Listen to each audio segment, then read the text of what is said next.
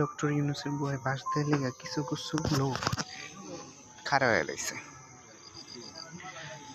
মানে তারা আদর করে ঘরে এনে এখন ঘাট ধরে বের করে দেওয়ার মতো অবস্থা।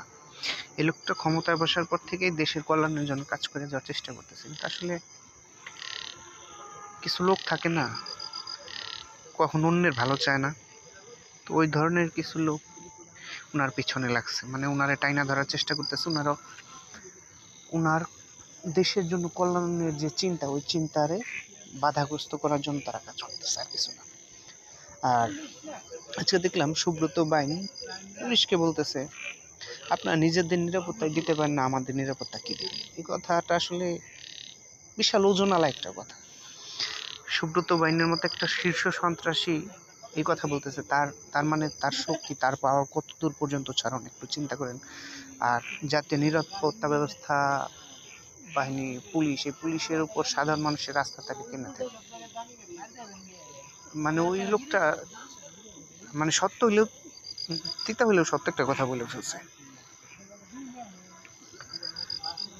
আর যে জায়গায় পুলিশ নিজেদের নিরাপত্তায় দিতে পারে না, আর পুলিশ হচ্ছে জনগণের সেবার জন্য, সেই পুলিশের উপর সাধারণ পাবলিকের এখন আর আগের মতো ভরসা নাই, কারণ পুলিশ মানুষের নিরাপত্তা দিতে আসলে ব্যর্থ। আর ডক্টর ইউনূস ভালো মানুষ হইলে হবে কি, তারে পচানোর জন্য বিশাল বড় ষড়যন্ত্র চলতেছে। এই ষড়যন্ত্রগুলো কইরেন না, তার মতো দেশটার উন্নত করার চেষ্টা করতে দেন।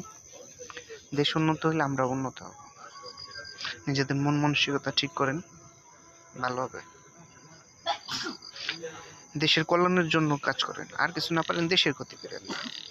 ও রাজনীতি করে, ওই দলাদলি করে দেশের ক্ষতি করতেছেন, বিদেশি রাষ্ট্রের কাছে বাংলাদেশ পচাইতেছেন, আর কিছু না।